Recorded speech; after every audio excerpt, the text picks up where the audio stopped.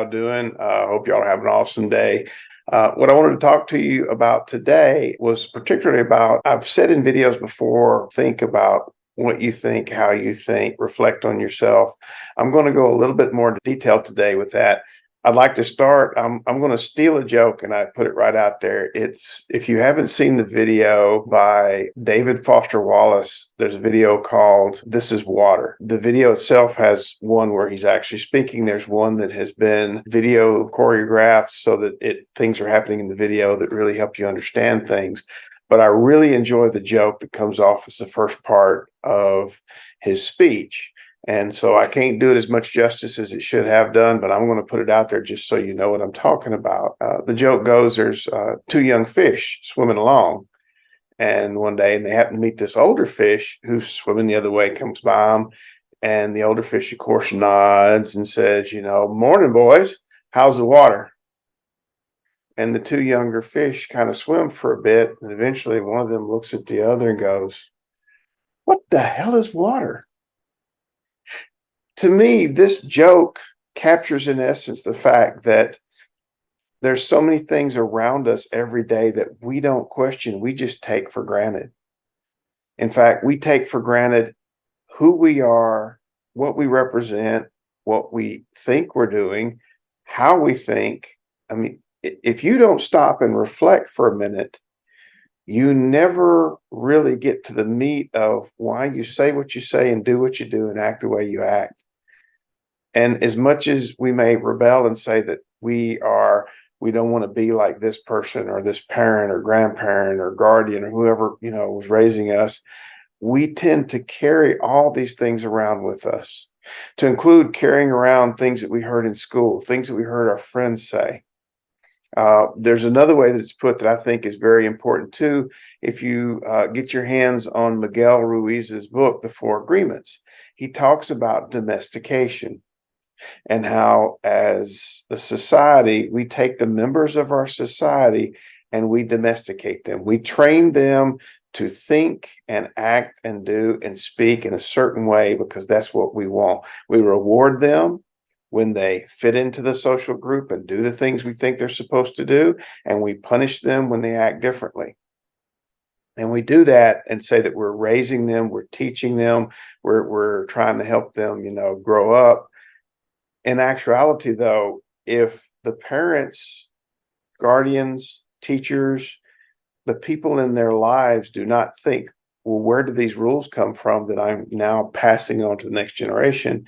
Then it becomes a long litany of people, generation after generation, just mimicking and doing what was done before. And to me, that is one of the downfalls of tradition, when we don't question where we're getting the things that we're getting and why we're doing what we're doing. Then what happens is if you don't question, you don't observe yourself, you don't reflect and go, why did I do this? Where did this come from? Then you're basically asleep. Again, I've mentioned that before when I talked about, I think it was Gurdjieff having a conversation with Rudolf Steiner. They were in a cafe and he made the comment, look at all these people. They're asleep. They're sleepwalking. And if you think about it, most of the time you are. Biologically, you're even prone to that. You have these subroutines that you have taught yourself in your mind to do things so that you don't have to make decisions. You don't have to think about stuff. You just get on the bike and ride. You just open the door by turning the handle. You never question, how did I get to this point where I knew this? You just do. Your brain is actually conserving energy. When it gets into that, you don't have to make decisions about what to do. You just do it. You go to a restaurant, you order the same thing. You drive to work, you drive the same path.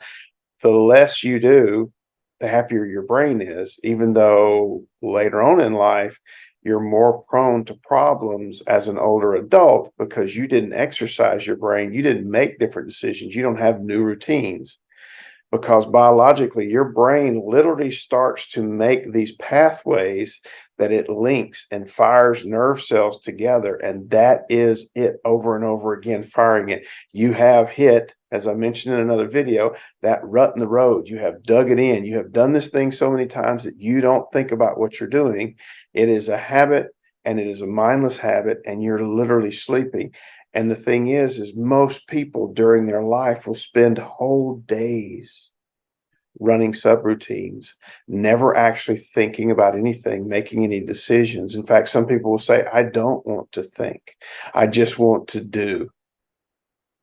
And so that's why sometimes people don't have a problem when other people tell them what to do. They'll say, well, that saves me brain power. I'll just do this thing. And you may pick a job or a career path or any other number of things that you do that you actually are drawn to people who tell you what to do, so you don't have to exercise those brain cells. I highly encourage you to take a minute and reflect on that. Do you really want to be a bull that's being led around by a ring in your nose, even if it's you pulling your own ring? Or do you want to have the freedom of choice to make decisions, to do what you think you should do based upon sound reasoning? See, one of the things is we take a lot of our freedoms for granted because we don't exercise them. And we also don't look into why we're making the choices we make and do the things we do and buy the things we buy.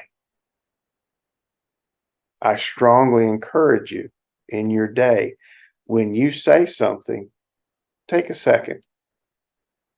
Where did that come from? Am I just repeating what, my dad or my mom said when I was a kid?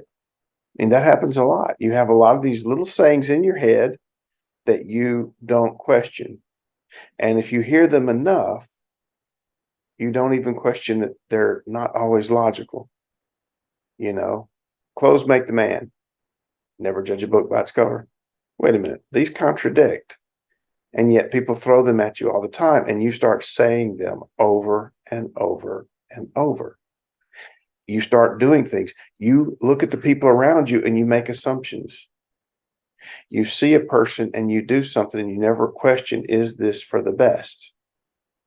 You give people advice and tell other people what to do based upon what you've been told to do, and you never question, is your advice even sound or logical?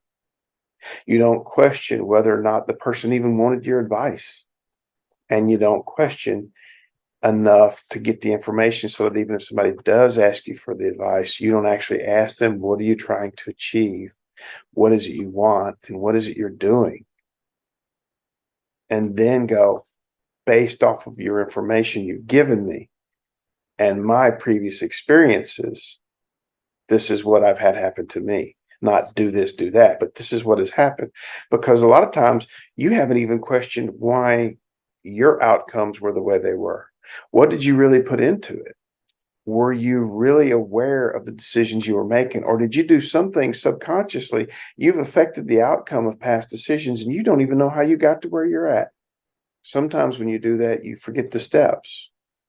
And then you really become lost in the process, and you don't really know how to repeat your successes. You don't know what you did, and you also don't know what you might have done wrong. And you do tend to repeat failures over and over and over because you never took the time to question what you're doing. And you never took the time to question, what's going on. You take an easy way out.